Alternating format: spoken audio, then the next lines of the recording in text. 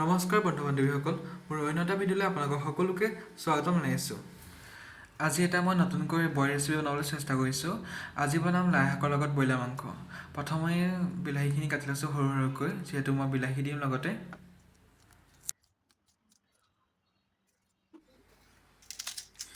আৰু লগতে পিঁয়াজটো দিবই লাগিব, পিঁয়াজটো মই সৰু সৰুকৈ কাটি লৈছোঁ।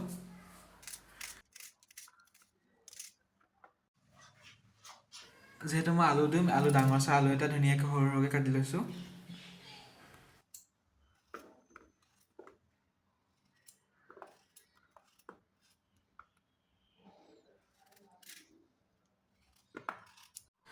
মাংসখিনি মই ধুনীয়াকৈ গৰম পানী দি আৰু নিমখ আৰু নেমু টেঙা দি ধুনীয়াকৈ ধুই লৈছোঁ।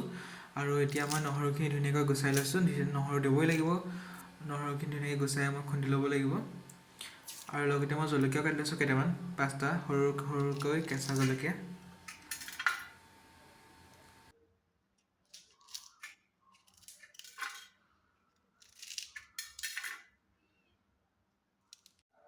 ধুনীয়াকৈ আদা নহৰুখিনি ধুনীয়াকৈ খুন্দি ল'লোঁ।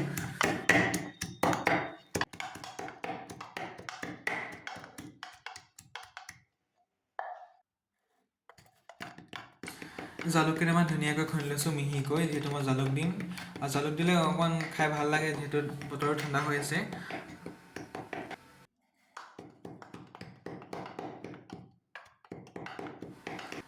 ৰেচিপিটোত যিবোৰ বস্তুৰ প্ৰয়োজন আছে সকলোবোৰ মই ধুনীয়াকৈ গোটাই ল'লোঁ। আলু, পিঁয়াজ, বিলাহী, জালুক, ধনিয়া পাত, জলকীয়া সকলোবোৰ গোটাই ল'লোঁ মই। এই কেৰাহীটোত মই এতিয়া মাংসখিনি দি দিছোঁ। তেল অলপো দিয়া নাই, আপোনালোকে দেখিছে নহয় নিশ্চয়। তেল নিদিয়াকৈ আজি মই এটা ৰেচিপি বনাম, বইল ৰেচিপি বুলি ক'ব পাৰি। এয়া মাংসখিনি 15 মিনিটমান ধুনীয়াকৈ ল' ফ্লেমত ৰাখি লাহে লাহে লৰাই থাকিব লাগিব, যাতে লাগি নধৰে। সেইটো কাৰণে সাৱধান হ'ব লাগিব। অলপ সময় ভজাৰ পিছত দেখিছে নহয়, ব্ৰইলাৰ মাংসৰ পৰা তেল ওলাই গৈছে ধুনীয়াকৈ। অলপ অলপ তেল ওলাইছে, ল' ফ্লেমত ৰাখিছোঁ মই। এতিয়া মই অলপ আন্দাজমতে নিমখ দি দিছোঁ।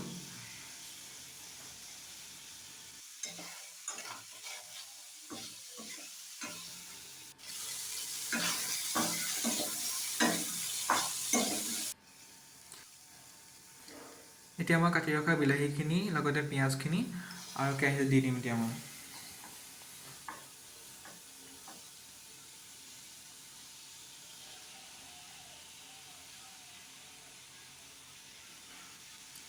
এই ধুনীয়াকৈ এতিয়া লৰাই থাকিব লাগিব মই লাহেকৈ, ল' ফ্লেমতে ৰাখিব লাগিব ফ্লেমটো। এয়া মই 5 মিনিটমান লৰাই আছোঁ।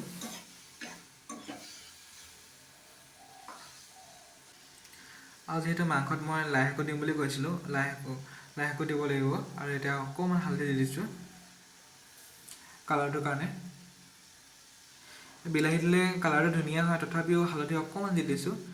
আৰু ইয়াৰ মই আদা, নহৰু আৰু জালুকখিনি দি দিছোঁ। কাটি ৰখা জলকীয়াও দি দিছোঁ।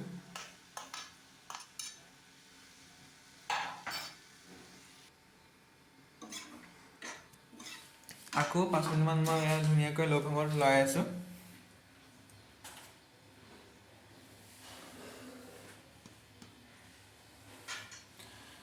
আৰু এতিয়া মই আলু দি দিম।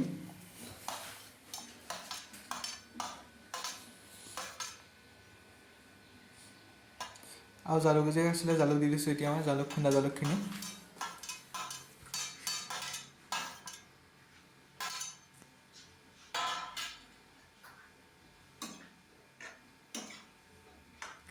ভালকৈ এতিয়া মই লৰাই আছোঁ ধুনীয়াকৈ, দেখিছে নহয়। এয়া অলপ অলপ বিলাহীবোৰ গলি গৈছে আৰু লগতে অলপ অলপ তেলো ওলাইছে।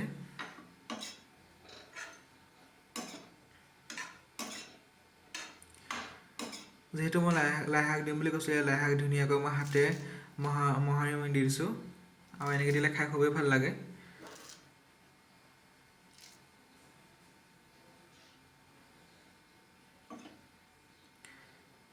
ধুনীয়াকৈ আকৌ লৰাই থাকিব আপোনালোকে। আকৌ 5 মিনিট থাকিব লাগিব। আৰু মই গৰম পানী কৰি ৰাখিছিলোঁ, জালুক আৰু নহৰু খুন্দা গিলাচটোতে মই এক গিলাচ গৰম পানী দি দিছোঁ। একেবাৰে মই পানী সোৱাদ ল'বৰ কাৰণে দিছোঁ আৰু ভালকৈ সিজিবৰ কাৰণে, তেতিয়াহে সোৱাদটো ওলাব। আৰু মই পানীখিনি একেবাৰে শুকুৱাই পেলাম, একদম গ্ৰেভি টাইপ কৰি পেলাম ধুনীয়াকৈ। যদিহে মোৰ ভিডিঅ' চাই ভাল পায় তেনেকৈ লাইক কমেণ্ট ছাবস্ক্ৰাইব কৰি দিব। এয়া দেখিছে নহয় ধুনীয়াকৈ তলি আছে আৰু এয়া ফাইনেল ৰিজাল্ট। এয়া দেখিছেনে কিমান সুন্দৰ হৈছে, দেখি খাওঁ খাওঁ লাগিছে নে বাৰু। আজিলৈ ভিডিঅ'টো ইমানেই, ধন্যবাদ।